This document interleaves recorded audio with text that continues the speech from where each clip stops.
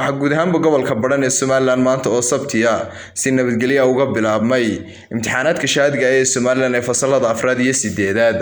Barasaabka gobolka Badhan Maxamuud Xamed Cumar isduuha wasaaradda waxbarashada ee gobolka Badhan Foosiye Jibriil Cali Salaad iyo duqa magaalada Badhan Cabdullaahi Maxamuud Faatax oo kormeer ku soo maray goobaha imtixaan ku socda ee magaalada Badhan ayaa faahfaahin ugu dambeyntii ka bixiyay sida ay imtixaanaadku uga bilaabmeen guud ahaan gobolka Badhan iyagoo ardaydana u rajeeyay inay guulo wax ku ool ka soo hooyaan gelista imtixaankani iyo shaqo waxa saaka bilowday gobolka Badhan dhammaantii oo gaar ahaan degmada Badhan oo aan hadda ka hadlayo imtixaanaadkii shahaadiga ahaa kaas oo Somaliland oo dhan dhammaanteed ka wada bilowday isla saaka si habsami ah oo abni ah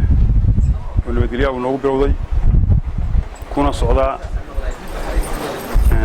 إن شاء الله أرضينا حكومة البرمجة إن يدلالن سدي أرضي كون يسوي دلالي جرتي إيش يو محل يراه هذا يي موبيل يو حاسين هاي حران كجين أنا لقوه برنبا أرض برنك كشة امتحانات هذا هم راح يلقون وقون إن شاء الله يقول أساس دلاليان وسدي كوي قريب ويهانا يعني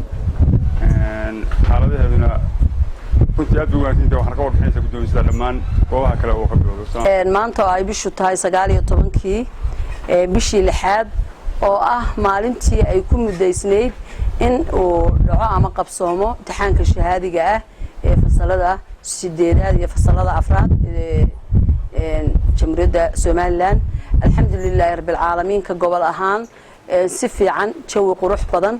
ayuu ku socdaa oo ku bilaabmay insha Allah ilaahay waxaan ka baryeynaa inuu sidaa uu noogu dhamaado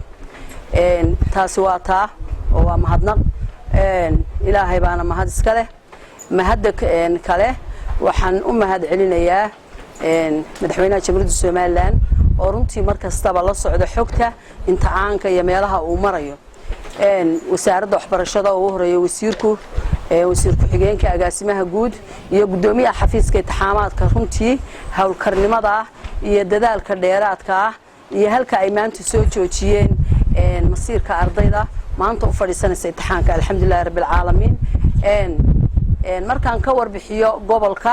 waxa imtixaanka u fadhiisanaya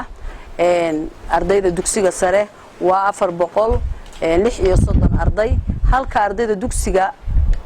dhexena ay yihiin 703 arday waxay ku galayaan 18 goobood oo gobolka oo dhan ah oo ay ugu shishayso kala dhac oo degmada dhahar hoos timaada baraagaha qol buraan waa kuwa noogu shisheeya runtii goobaha oo dhan sida aan xogta ku hayno wuxuu uga socdaa si habsami leh oo qurux badan runtii iyaguna waxaan u mahad celinaynaa oo nagala soo qayb galay oo na garab taagan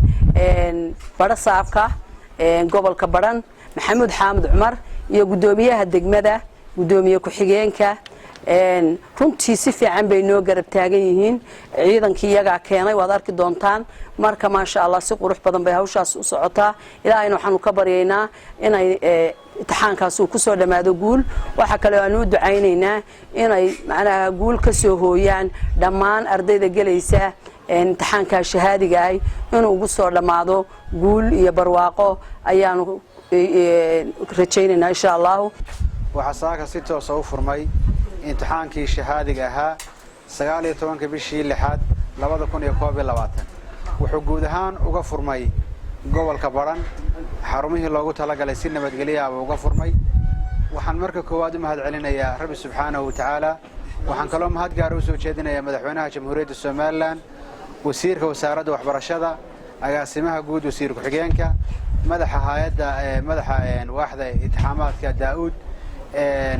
imtixaanku wuxuu socdaa si habsami leh insha Allah ta'ala waxaan u rajayn doonaa ardayda galaysa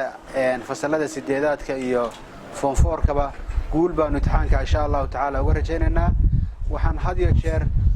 ka xukuumad ahaan iyo ka bulsho ahaanba ka wada shaqayn doonaa wixii horumara insha Allah ta'ala ciyaalkana waxaan u rajayn doonaa inay kaalimaha koowaad ay gali doonaan waxaan ka codsanaynaa madaxa imtixaanaadka iyo maaragtay wasaaradda waxbarashada maadaama aanu joogno meel koona